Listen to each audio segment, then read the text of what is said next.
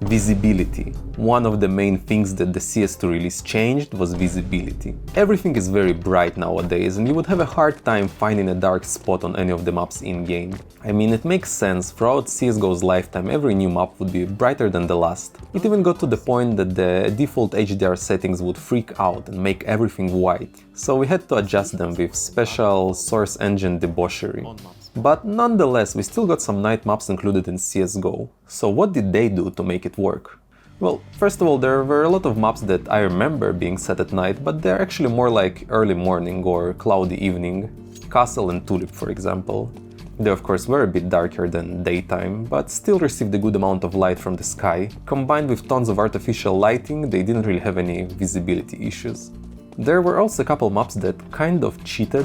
Rails is technically set at night, but has a moon brighter than the sun on most maps, so I don't know if it even counts.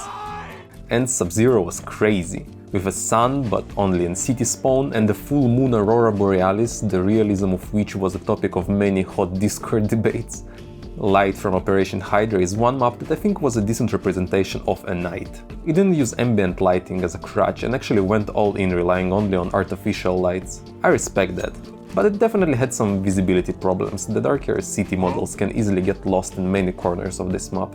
That's not very good. Actually, the last night map we ever got in CSGO, Ravine, recently got a CS2 remake set during the day. So is it Joe over for CS2 night maps? Are they just not destined to work in this game? Will we always have to compromise with early mornings or unrealistically bright moons? Well, you might have noticed the night versions of official maps popping off on the workshop recently. They tell us that there is still a demand for maps set at night. So their fate is in the community's hands now, and I think there's potential here.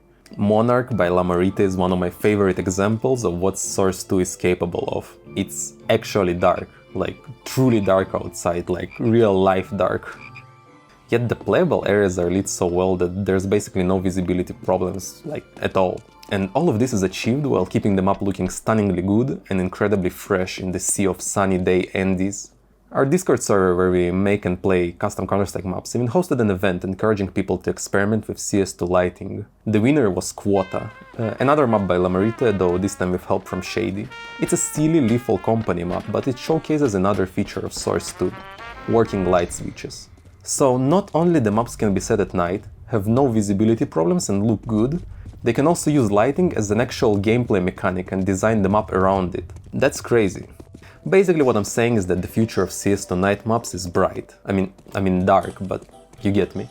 Even though CS2 is so much brighter than CSGO, it can easily pull off low-light environments better than Go ever could, and even make them interesting and interactable. There isn't a lot of night maps on the workshop right now, but I'm sure we will see many more new ones in the coming future, and maybe even eventually play some of them in matchmaking.